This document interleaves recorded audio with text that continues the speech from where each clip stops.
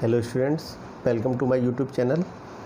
आज हम पढ़ेंगे पावर कन्वर्टर्स में single phase rectifier, single phase inverter and DC to DC converter, choppers के बारे में पढ़ेंगे। यानी कि बेसिक सर्किट इनके बारे में हम इन तीनों ही कन्वर्टर्स के बेसिक सर्किट के बारे में जानेंगे, क्योंकि ये जो सब्जेक्ट है वो basic electrical engineering first year के पॉइंट ऑफ व्यू से बनाया जा रहा है, बीटेक फर्स्ट ईयर स्टूडेंट के विद्यार्थियों के लिए।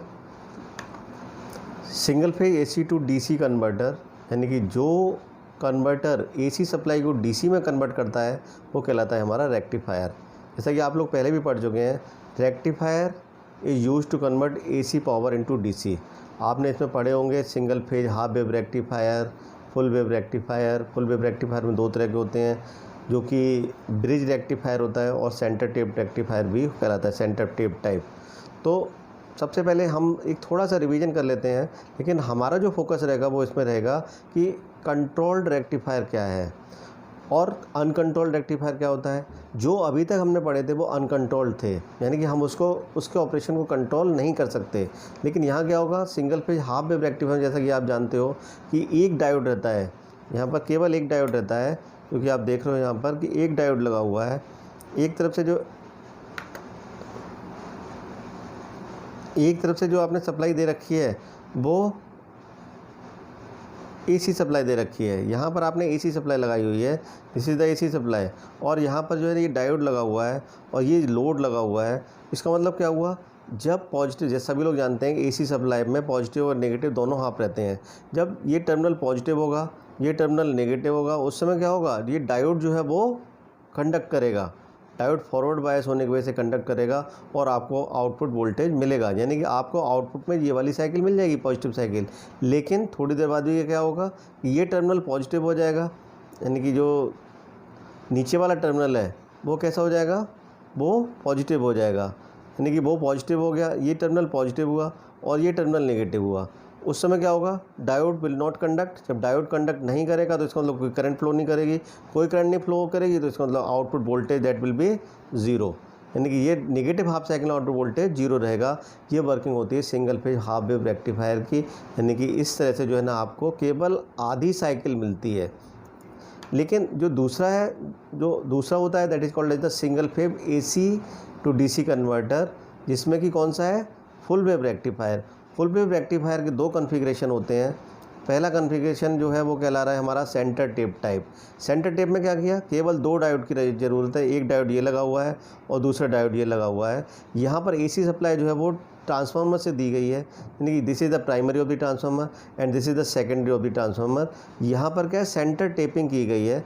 सेंटर में भी यहाँ पर ये जो कनेक्शन किया गया है, यहाँ लोड जो है वो किसके बीच में कनेक्ट किया हुआ है, यहाँ पर सेंटर में जो टर्मिनल है उससे आपका एक टर्मिनल जो है वो लोड का कनेक्ट है और दूसरा टर्मिनल लोड का जो है वो यहाँ पर जो डायोड का एन टाइप टर्मिनल है उससे, दोनों से ही कनेक्ट कर दिया गया है। तो इसमें क्या होगा, जब ये सिरा पॉजिटिव होगा, सभी जानते हैं जब ये सिरा पॉजिटिव होगा तो इसका मतलब ये नेगेटिव होगा और ये मोस्ट नेगेटिव होगा। जब ये मोस्ट नेगेटिव है इसका मतलब ये तो कंडक्ट करेगा नहीं डायोड, उस समय केवल ये डायोड कंडक्ट करेगा। जब ये डायोड कंडक्ट करेगा तो इसका मतलब करंट की डायरेक्शन इस तरह से होगी, ये टर्मिनल पॉजिटिव और ये टर्मिनल नेगेटिव।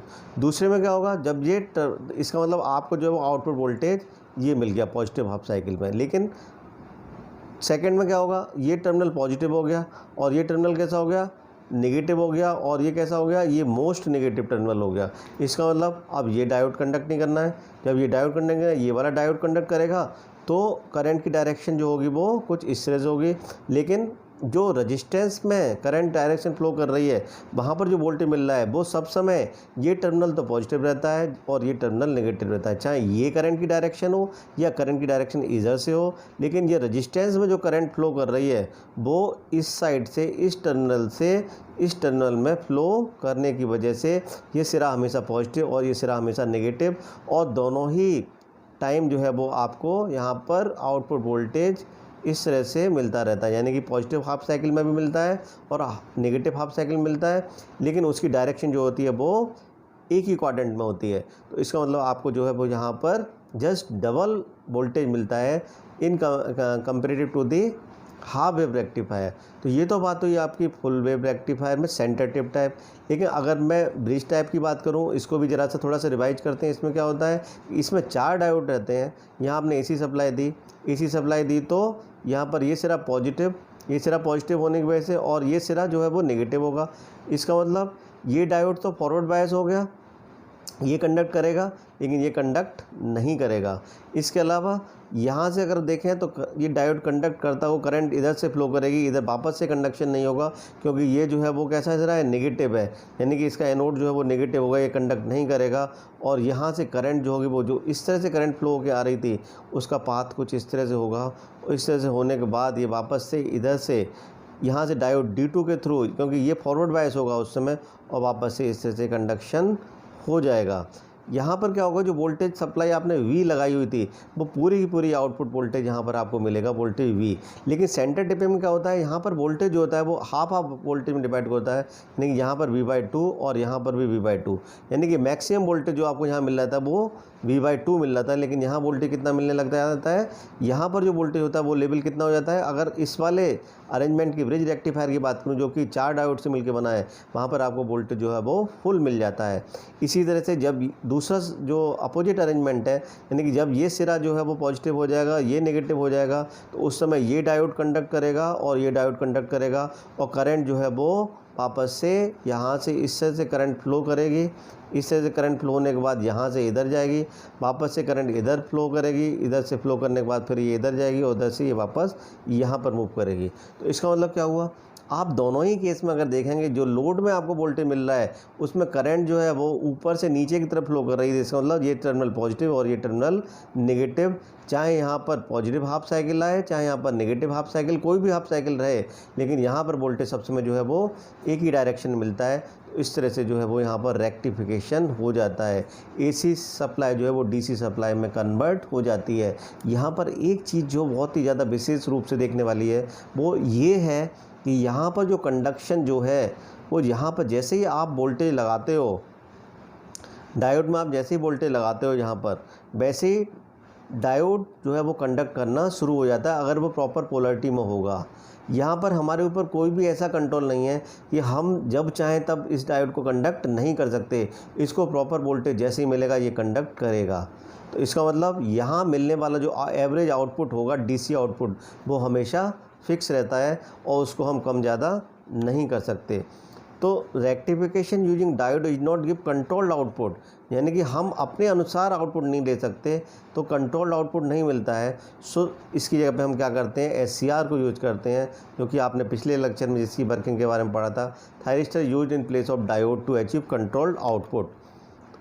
अब यहाँ से बात करेंगे AC टू DC कन्वर्टर की, यानी कि AC टू DC कन्वर्टर वही है, रेक्टिफायर ही है, लेकिन यहाँ पर जो है आपने उस को रिप्लेस कर दिया है किससे, इस थायरिस्टर से। अब क्या होगा, इस थायरिस्टर को लगाने से क्या किया आपने, ये आपका फिर से भाई वो half wave control rectifier, half wave rectifier है, रजिस्टिव लोड लगाया हुआ है, यहाँ से AC सप्लाई गई, यानी जब ये टर्मिनल पॉजिटिव होगा ये नेगेटिव होगा, इसका मतलब थायरिस्टर कंडक्ट होने के लिए बिल्कुल तैयार है, रेडी है। लेकिन ये कब कंडक्ट करेगा, जब हम यहाँ पर प्रॉपर गेट पल्स देंगे। जैसे ही आपने इसको गेट पल्स दी, जैसे कि आपने वर्किंग में देखा था गेट ट्रिगरिंग के बारे में, आप जैसे ही गेट पल्स दोगे वैसे ये कंडक्ट होना शुरू हो जाएगा। लेकिन ये समय डिपेंड करता है कि कब आप इसको गेट पल्स दे रहे हो।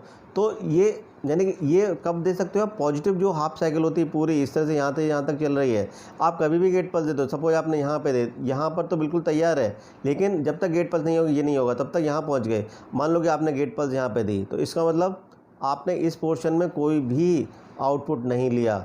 आउटपुट कब लिया, इस पोर्शन में लिया आपने आउटपुट। इसी तरह से आप इस टाइम पीरियड को आप बढ़ा सकते हो, यानी कि आपने मान लिया कि गेट पल्स यहाँ पर दी, इस जगह पे आकर दी, पॉजिटिव वोल्टेज अभी भी है, तब आपको क्या होगा, इस वाले पोर्शन में कोई भी आउटपुट नहीं मिलेगा। तो इस तरह से जो हो एवरेज आउटपुट जो होता है वो हम उसको कंट्रोल कर सकते हैं। यानी कि यहाँ पर जो आप कंट्रोल कर रहे हो वो कितने एंगल से कहाँ तक कंट्रोल कर सकते हो, यानी कि अगर ये 0 है तो ये कितना होगा, ये 5 होगा। 0 से 5 के बीच में आप इसमें कभी भी थायरिस्टर को ट्रिगर कर सकते हो, क्योंकि यहाँ पर जो सप्लाई है ये पॉजिटिव सप्लाई है, यानी कि इस थायरिस्टर का ये एनोड जो है वो पॉजिटिव है उस समय, और कैथोड जो है वो नेगेटिव है। तो ये जिस एंगल पे आप जिस पर देते हो उसको हम बोलते हैं फायरिंग एंगल। जब आप थायरिस्टर को गेट पल्स देते हो, जिस पर्टिकुलर इंस्टेंट पर देते हो, तो उस एंगल को हम बोलते हैं फायरिंग एंगल और इसको अल्फ़ा से रिप्रेजेंट किया जाता है। यानी कि यहाँ से अगर मैं आगे की बात करूँ इसमें, ये आप ध्यान से समझना कि ये जो है एसी सप्लाई है, जो कि इनपुट सप्लाई है। ये जो पहली वेवफॉर्म दे रखी है वो एसी इनपुट सप्लाई है, जिसमें कि पॉजिटिव हाफ भी है और नेगेटिव हाफ भी है। लेकिन क्या हुआ, ये फायरिंग पल्स जब आप गेट सप्लाई दोगे, गेट पर जब आपने मान लिया कि आपने गेट को यहाँ पर सप्लाई दी, इस गेट को सप्लाई दी आपने प्रॉपर वे में, तो यहाँ से ये गेट पल्स फायरिंग पल्स जो है ना, इतने एंगल पर यानी अल्फा एंगल पर आपने गेट सप्लाई दी, तो क्या होगा, आउटपुट आपको क्या मिलेगा, यहाँ से लेके यहाँ तक तो थायरिस्टर कंडक्ट ही नहीं करेगा। कंडक्ट होने के लिए तैयार है, लेकिन गेट पल्स के अभाव में ये जो है वो कंडक्ट नहीं करेगा। तो क्या होगा, इसका मतलब आपको आउटपुट जो होगा, लोड वोल्टेज यहाँ पर जो EDC जो मिल रहा है वो कितना होगा, उस समय ये 0 होगा। लेकिन जैसे ही आपने यहाँ पे फायरिंग पल्स दी, वैसे ही थायरिस्टर जो है वो कंडक्ट करना स्टार्ट हो गया। यहाँ से करंट फ्लो होनी शुरू हुई, इस तरह से एक पाथ बना, करंट फ्लो होनी शुरू हो गई, प्लस माइनस, यानी यहाँ पर ये आउटपुट मिला। और वो आउटपुट क्या हो रहा है, जैसे जैसे ये वोल्टेज बदल रहा है, जैसे जैसे वोल्टेज बदल रहा है, क्योंकि थायरिस्टर के अक्रॉस होने वाला ड्रॉप तो बहुत कम होता है, जब वो ड्रॉप बहुत कम होता है तो बिल्कुल वही सेम उसकी शेप ले लेता है जो कि आपने इनपुट वोल्टेज लगाया हुआ है। लेकिन इस पॉइंट पर आकर के क्या होगा, यहाँ पर आकर के इस पॉइंट पर आकर के जैसे ही 5 पहुँचते हैं, वैसे ही पोलरिटी चेंज हो जाती है, यानी कि ये टर्मिनल नेगेटिव हो गया और ये टर्मिनल पॉजिटिव हो गया। डायोड थायरिस्टर जो है वो इमीडिएटली स्टॉप हो जाता है, उसकी वर्किंग जो होती है वो रुक जाती है। और थायरिस्टर तब तक कंडक्ट नहीं करता जब तक कि दोबारा से आप उसको गेट पल्स ना दो, यानी कि थायरिस्टर अब ये ऑफ हो गया, यहाँ से यहाँ तक आपको आउटपुट नहीं मिलेगा। और जबकि यहाँ पे फिर से पॉजिटिव साइकिल शुरू होने वाली है, लेकिन यहाँ पर अभी भी वोल्टेज ऑफ पड़ा हुआ है, आउटपुट नहीं मिल रहा है। क्यों नहीं मिल रहा है, क्योंकि ट्रिगरिंग पल्स आप दोगे तभी ये काम होगा। तो अब अगर मान लो कि अल्फ़ा एंगल पे फिर से आपने ट्रिगरिंग पल्स दी, तो फिर से आपको ये वापस से आउटपुट मिल जाएगा। तो इस तरह से आपने इसकी जो वर्किंग देखी वो किस में है, हाफ वेव रेक्टिफायर की वर्किंग जो है वो कंट्रोल्ड रेक्टिफायर के रूप में देखा थायरिस्टर के थ्रू। तो यहाँ पर जो है वो वहाँ क्या था, इससे पहले वाले केस में वहाँ एक बार को डायोड आपने लगा दिया, तो डायोड को कंडक्ट जब होना है तब वो होना ही है, उसके बाद उस पर आपका कोई कंट्रोल नहीं है। लेकिन यहाँ क्या हो रहा है, यहाँ पर आपका कोई कंट्रोल नहीं है, आपको ये पूरी वेवफॉर्म मिल रही है। लेकिन यहाँ क्या है, आपको वेवफॉर्म जो है वो आउटपुट जो है वो आपको कम मिल रहा है। इसका मतलब जो DC वैल्यू होगी, एवरेज DC वैल्यू, अब आप इसको यहाँ पर जो मिलने वाली DC वैल्यू होगी वो कम होगी। इसी तरह से अगर फायरिंग एंगल को आप फिर से चेंज कर दो, तो फिर से जो क्या होगा कि एवरेज आउटपुट जो होगा वो और कम हो जाएगा। इसी तरह से अगर मैं लोड करंट की बात करूं, तो लोड करंट भी आपकी कुछ इसी तरह से होगी, क्योंकि जब आपका रेजिस्टिव लोड है, इसका मतलब जो करंट होगी वो भी साइनोसॉइडल होगी। तो साइनोसॉइडल वेवफॉर्म आपको ये करंट के लिए मिल रही है। जब आपका आउटपुट वोल्टेज मिलेगा तभी करंट मिलेगी। और जो वोल्टेज अक्रॉस SCR है, जब आउटपुट वोल्टेज होगा, यानी कि SCR उस समय कंडक्ट कर रहा होगा, SCR का जब ऑन स्टेट वोल्टेज होता है वो कितना होता है, लगभग 0 के अप्रॉक्सीमेट होता है, यानी कि 0 से थोड़ा सा ही ज़्यादा होता है। तो इसका मतलब हमने इसको यहाँ पे 0 आइडियल केस में मान लिया है, जिसे 0 रिप्रेजेंट किया हुआ है। लेकिन जब थायरिस्टर हमारा कंडक्ट नहीं कर रहा है, इसका मतलब उस पर सारा का सारा वोल्टेज वहीं पर ही मिल रहा है। यानी कि यहाँ पर ये जो है वो जब आउटपुट नहीं मिल रहा तब ये वोल्टेज अक्रॉस SCR, अब यहाँ पर आउटपुट नहीं मिल रहा है, वहाँ पर SCR के अक्रॉस नेगेटिव वोल्टेज, और ये कब तक, यानी कि पॉजिटिव वोल्टेज यहाँ तक कैरी करता है। तो ये वर्किंग हुई AC to DC converter control rectifier की, रजिस्टिव लोड के साथ में हाफ वेव रेक्टिफायर की। इसके बाद अगर मैं फुल वेव रेक्टिफायर की बात करूँ कंट्रोल्ड में, तो आपको जो है वो जैसे वहाँ पर 4 डायोड की ज़रूरत होती थी, उसी तरह से यहाँ पर क्या है, आपको 4 SCR की ज़रूरत पड़ेगी। SCR1, SCR2 एक लेग में लगे हुए हैं, SCR3, SCR4 जो है दूसरी लेग में लगे हुए हैं। जो आपने AC सप्लाई कनेक्ट की है वो यहाँ पर कनेक्ट कर दी, ये AC सप्लाई का दूसरा टर्मिनल यहाँ आपने कनेक्ट कर दिया, और उसके साथ में आपने यहाँ AC सप्लाई ये दे दी।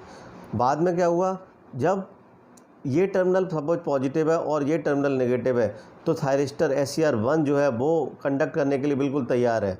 और दूसरे तो करंट का पाथ जो है वो कुछ इस तरह से बनेगा, ये जो है वो रिवर्स बायस होगा, SCR3 में करंट जाएगी नहीं, इधर से जो है लोड के थ्रू इधर जाते हुए, और यहाँ से SCR4 फिर से कंडक्शन वाली स्टेट में तैयार है, इधर से करंट पास होगी। लेकिन ये तभी होगा जब प्रॉपर ट्रिगरिंग होगी, यानी कि गेट पल्स इन दोनों SCR को मिलेगी इस ड्यूरेशन में। तो ये सपोज यहाँ पर आपने अल्फ़ा पर आपको आपने गेट पल्स दे दी इस पॉजिटिव हाफ साइकिल में, तो ये आपको पॉजिटिव हाफ साइकिल कुछ इस तरह से मिल जाती है। लेकिन यहाँ पर दोनों SCR ऑफ हो जाते हैं, यहाँ पर SCR1 और SCR4 दोनों ऑन होंगे, SCR1 और 4 ऑन होंगे, और SCR2 और 3 जो होंगे वो ऑफ होंगे। लेकिन यहाँ क्या होगा, यहाँ पर SCR1 और SCR4 ऑफ स्टेट में आ चुके हैं, क्योंकि वहाँ पर उनको पोलरिटी जो है वो अपोजिट मिली हुई है। लेकिन SCR2 और 3 को पॉजिटिव पोलरिटी मिली हुई है। तो उस समय क्या होगा, दोनों ही रेडियन कंडक्ट करने के लिए जैसे ही आप उनको गेट ट्रिगरिंग करोगे, यानी कि इस एंगल पे करोगे अल्फ़ा पर, तो फिर से आपको आउटपुट ये मिल जाएगा। क्योंकि करंट की डायरेक्शन सब समय जो है वो अप से डाउन इधर होती है, यानी कि ये टर्मिनल पॉजिटिव रेजिस्टेंस का, ये नेगेटिव, तो आपको आउटपुट जो है वो कुछ इस तरह से मिलता है। तो ये कहलाता है हमारा एवरेज आउटपुट, यानी कि आपको पॉजिटिव और नेगेटिव दोनों ही हाफ साइकिल में आपको पॉजिटिव वोल्टेज मिल रहा है। तो यहाँ पर मिलने वाला जो आउटपुट होता है वो जस्ट उससे डबल हो जाता है। तो ये बात हुई आपके कंट्रोल रेक्टिफायर की AC-DC कन्वर्टर। आपने काफ़ी चीज़ें इसमें देखी, समझी। तो इसमें क्या है, आपको ये ध्यान देना है कि अगर मैं फायरिंग एंगल को कंट्रोल करता हूँ, कम ज़्यादा करता हूँ, तो इससे मिलने वाला जो एवरेज आउटपुट होगा, DC आउटपुट जो होगा वो चेंज होगा। तो जो भी आपकी डिवाइसेस होती हैं जिसमें कि आपको DC सप्लाई देनी है, कम देनी है, ज़्यादा देनी है, तो इस तरह से हम इसको कम ज़्यादा करके दे सकते हैं। इसके बाद बात आती है सिंगल फेज इन्वर्टर की। यानी कि सिंगल फेज इन्वर्टर होता क्या है, जानते हैं सभी लोग, आपके सबके घरों में लगा होगा।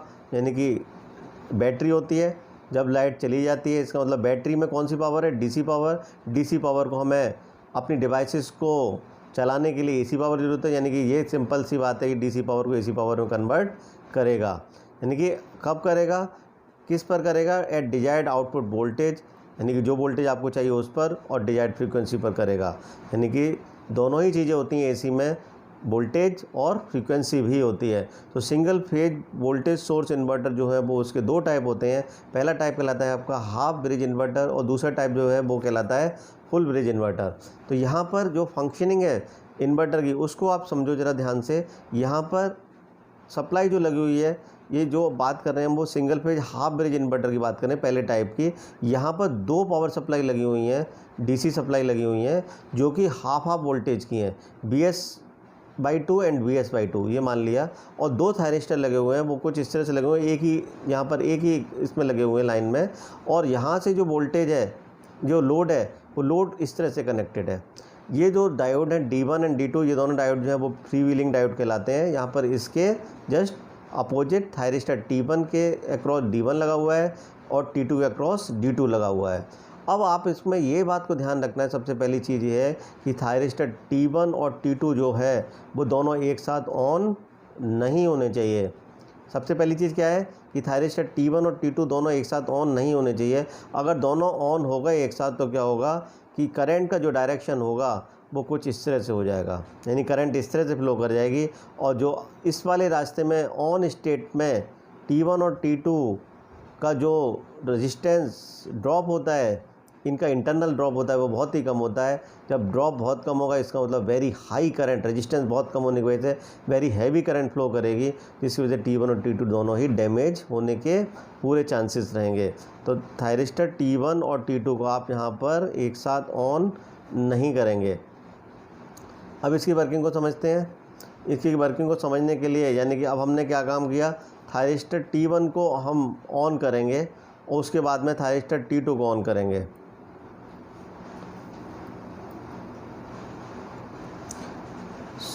ये जो है गेट पल्स दे रखी है यहाँ पर IG1 एंड IG2, यानी कि थायरिस्टर T1 के लिए IG1, यहाँ पर एक पर्टिकुलर टाइम इंटरवल है।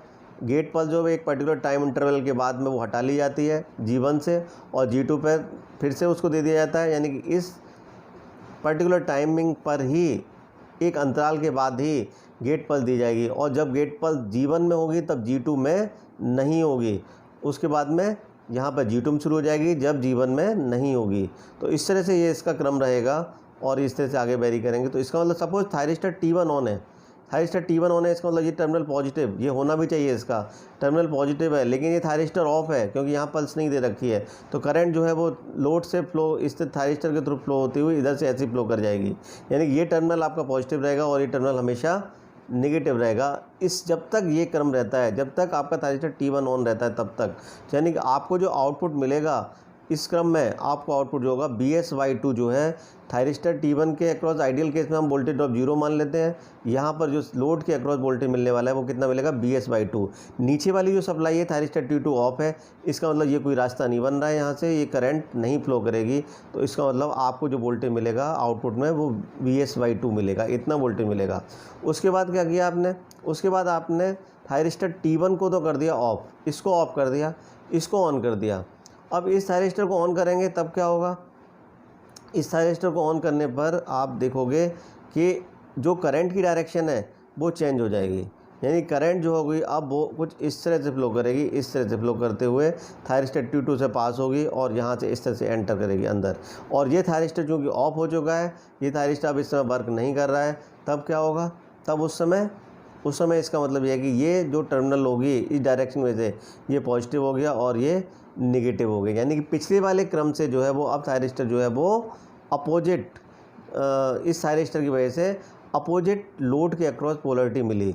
इसका मतलब क्या हुआ, अपोजिट पोलरिटी मिली, BS/2 जो होगा वो अब आपको अपीयर जो होगा दूसरे में यहाँ पर इस तरह से मिलने वाला है।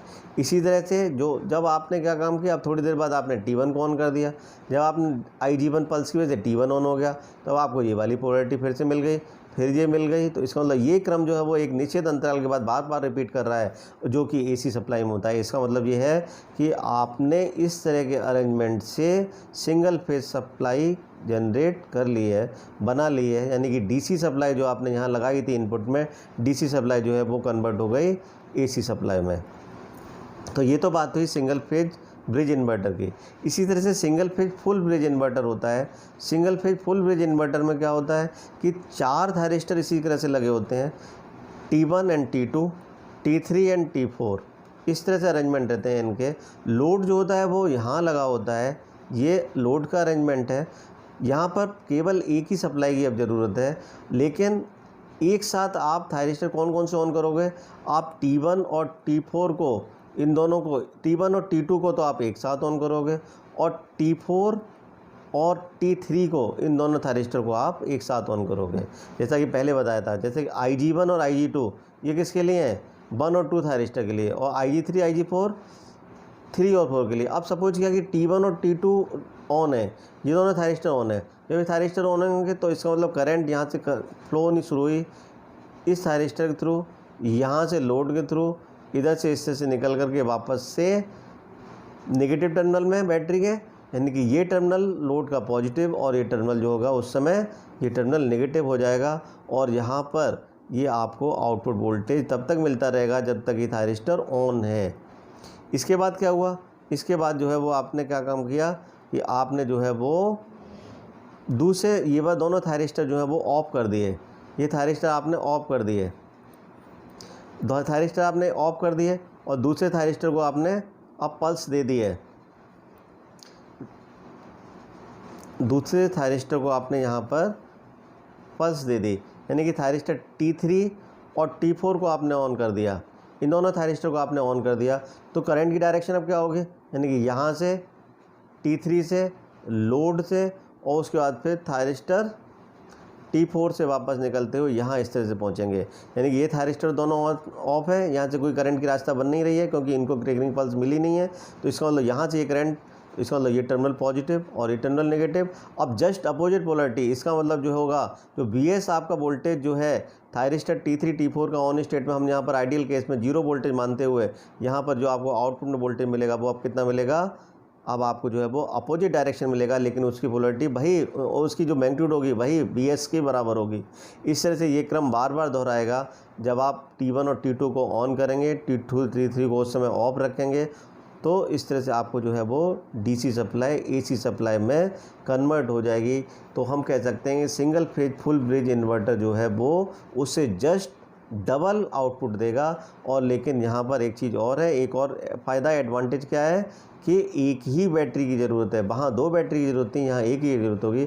लेकिन यहाँ पर एक चीज़ है कि थायरिस्टर 2 की 2 थायरिस्टर और एक्स्ट्रा यूज हुए हैं। D1, D2, D3, D4 जो है वो फ्री व्हीलिंग डायोड हैं। ये क्या करते हैं कि ये जो है वो जब हमें इसके जो बीच में जो स्विचिंग होती है, गैप होता है, उसके बीच में ये जो है वो कंडक्ट करते हैं। इनकी ऑपरेशन आपको ज़्यादा अभी नहीं समझनी है, आपको बस इतना समझना है कि single phase full bridge inverter और हाफ ब्रिज इन्वर्टर ये दोनों क्या होते हैं। तो इस तरह से आपने समझा कि कैसे हम जो है वो डीसी सप्लाई को एसी सप्लाई में कन्वर्ट करते हैं। तीसरी जो एप्लीकेशन है जो आपके कोर्स में है वो डीसी टू डीसी कन्वर्टर, जो कि चॉपर्स होते हैं। यानी कि ये क्या करते हैं कि डीसी सप्लाई को डीसी में ही कन्वर्ट करना है। अब आप समझ रहे होंगे डीसी को डीसी में कन्वर्ट करना, ये क्या मतलब हुआ? नहीं, डीसी से हमें वेरिएबल डीसी बनाना है। यानी कि डीसी से वैल्यू हम डीसी वोल्टेज जो आपका इनपुट में है उससे वैल्यू हम बढ़ा भी सकते हैं। तो उस केस में वो जो कन्वर्टर कहलाएगा स्टेप अप कन्वर्टर। और अगर वैल्यू घट रही है आउटपुट में तो इसका मतलब वो कहलाएगा आपका स्टेप डाउन कन्वर्टर। इसका नाम डीसी डीसी कन्वर्टर का नाम चॉपर्स भी होता है। तो ये चॉपर क्या है? Chopper is a static device that converts fixed DC voltage to variable output voltage directly. नहीं, choppers are mostly used in electrical vehicle. आपने देखा होगा आजकल ई रिक्शा चलते हैं, उसके अंदर डीसी सप्लाई होती है, बैटरी से सप्लाई दी जाती है। कभी रिक्शे को हमें तेज़ चलाना होता है, कभी धीमे चलाना होता है। तो इसका मतलब क्या है कि हमें उसको वेरिएबल इनपुट देना है, वेरिएबल वोल्टेज देना है, तो आप इससे देते हो। तो choppers are used for speed control और ब्रेकिंग। ब्रेक लगाने के लिए भी, स्पीड कंट्रोल के लिए भी हम चॉपर का यूज करते हैं। द सिस्टम एम्प्लॉइंग चॉपर, जिस सिस्टम में चॉपर लगे होते हैं उसमें स्मूथ कंट्रोल होता है, हाई एफिशिएंसी होती है और रिस्पॉन्स जो होता है वो बहुत फास्ट होता है। अब इसकी थोड़ी सी वर्किंग को भी हम समझेंगे। इसकी वर्किंग जो है वो 2 मोड में होती है, 2 तरह से होती है। एक तो आप कह सकते हो उसको कांस्टेंट फ्रीक्वेंसी ऑपरेशन, इसको हम बोल सकते हैं पल्स विड्थ मॉड्यूलेशन भी बोलते हैं। और दूसरा जो वर्किंग होती है वो वेरिएबल फ्रीक्वेंसी ऑपरेशन होती है, इसको हम फ्रीक्वेंसी मॉड्यूलेशन बोलते हैं। सबसे पहले हम कांस्टेंट फ्रीक्वेंसी ऑपरेशन समझेंगे। यानी कि यहाँ पर क्या होता है कि चॉपिंग पीरियड, यानी ये जो पीरियड है इस पूरे पीरियड को हम चॉपिंग पीरियड बोलते हैं, टी को। ये टी का मान जो है वो हमेशा कांस्टेंट रहता है। यानी कि यहाँ पर ये पूरी एक साइकिल हो गई, यहाँ पर ये ऑन स्टेट है और इतनी देर के लिए मैंने इसको ऑफ कर दिया। इसके बाद फिर से इतनी सेम टाइम के लिए हमने ऑन किया है, उतनी देर के लिए ऑफ किया है। तो इसका मतलब टाइम जो है वो हमेशा यहाँ पर कांस्टेंट रखा हुआ है। तो यहाँ पर अगर आप इसकी वैल्यू को ऑन टाइम को कम कर रहे हो तो आप ऑफ टाइम को आप बढ़ा सकते हो, लेकिन आपको ये ध्यान रखना है कि जो टाइम पीरियड है, टोटल टाइम पीरियड, वो जो है वो कांस्टेंट ही रहना चाहिए। इससे से जो आपको आउटपुट मिलेगा उसमें क्या होगा कि आउटपुट जो होगा वो कम ज़्यादा आपको डीसी आउटपुट कर सकते हो। यानी कि अगर ये ऑन टाइम कम कर दिया तो डीसी आउटपुट होगा वो कम हो जाएगा, और अगर आपने ऑन टाइम बढ़ा दिया इसका मतलब डीसी आउटपुट जो मिलने वाला है वो बढ़ जाएगा। इसकी ऑपरेशन को अगर समझें, ये जो आप स्विच देख रहे हो ये जस्ट लाइक एक चॉपर है। यानी कि एक SCR यहाँ पे लगा हुआ है, जब आप इसको गेट पल्स दोगे तभी ये ऑन होगा, और जैसे ही आपने इसको गेट पल्स दी वैसे ही ये ऑन हो गया। और इसके बाद ये करंट की डायरेक्शन कुछ इस तरह से होगी, लोड के थ्रू करंट आपको मिलना शुरू हो जाएगी, ये टर्मिनल पॉजिटिव, ये नेगेटिव। यानी कि जब तक ये चॉपर ऑन है, जब तक ये स्विच ऑन है, जब तक ये थायरिस्टर ऑन है, तब तक आपको वहाँ पर वोल्टेज मिलता रहेगा। यानी कि ऑन टाइम तक आपको वोल्टेज मिलेगा, करंट कुछ इस तरह से बिल्डअप होगी। लेकिन उसके बाद क्या होगा, जैसे ही आपने स्विच को ऑफ कर दिया, चॉपर ऑफ कर दिया, SCR को ऑफ कर दिया, करंट जो है वो, क्योंकि ये स्टोरिंग डिवाइस है, इसमें भी कुछ स्टोरिंग एलिमेंट लगे हो सकते हैं, तो उसकी वजह से करंट होगी जो इस तरह से फ्लो करती रहेगी। लेकिन चूँकि कोई सोर्स नहीं लगा है, इसकी वजह से क्या होगा, ये करंट डिक्रीज करेगी। तो यहाँ पर ये आप देख रहे हो कि जब ये ऑफ हो गया है उस समय करंट डिक्रीज हो रही है। लेकिन थोड़ी देर फिर आपने इसको ऑन कर दिया, फिर आपने ऑन किया तो फिर से करंट बिल्डअप होना शुरू हो गई, करंट बढ़ी फिर डिक्रीज हो गई। तो एवरेज आउटपुट जो है डीसी करंट का है वो क्या हो गया है, कम ज़्यादा हम कर सकते हैं। लेकिन कांस्टेंट फ्रीक्वेंसी ऑपरेशन केस में आपको हमेशा ये ध्यान रखना है, जो चॉपिंग पीरियड जो होता है वो हमेशा कांस्टेंट रखते हैं। लेकिन जो दूसरा जो ऑपरेशन है वेरिएबल फ्रीक्वेंसी ऑपरेशन, उसमें क्या होगा कि आप chopping frequency F is varied by varying time period T. Time period को आपको यहाँ पर चेंज करना है, टाइम पीरियड आप यहाँ पे चेंज कर सकते हो, कम ज़्यादा कर सकते हो। लेकिन आइदर यहाँ पे एक चीज़ रखनी होगी, ऑन टाइम और ऑफ टाइम को जो है वो आपको कांस्टेंट रखना पड़ेगा। किसी भी मतलब ऑन टाइम को आप कांस्टेंट रख लो या फिर ऑफ टाइम को कांस्टेंट रख लो, तो ये कहलाता है फ्रीक्वेंसी मॉड्यूलेशन, यानी कि वेरिएबल फ्रीक्वेंसी ऑपरेशन। तो चॉपर का जो यूज है वो किस में हम करते हैं, डीसी से वेरिएबल डीसी में, यानी कि वैल्यू को मुझे जो है वो डीसी वैल्यू कम ज़्यादा करनी है। और वो किस में काम आएगी, वो हमारी वो वैल्यू उसमें काम आएगी जहाँ पर मुझे वेरिएबल स्पीड चाहिए होगी। यानी कि जैसा कि मैंने आपको एग्जांपल दिया, ई रिक्शा में आजकल बहुत ज़्यादा यूज होता है, यानी डीसी सप्लाई वहाँ पे लगी होती है। तो मुझे उम्मीद है आपको इस लेक्चर में जो मैंने 3 चीज़ें पढ़ाई हैं, जो कि एससीआर का जो एप्लीकेशन है, यानी कि सबसे पहला कंट्रोल रेक्टिफायर, सिंगल फेज, दूसरा सिंगल फेज इन्वर्टर, और तीसरा जो है वो चॉपर आपको बताया है। आपको समझ में आया होगा। अब आप इनको रिवाइज कीजिए। Okay, thank you very much.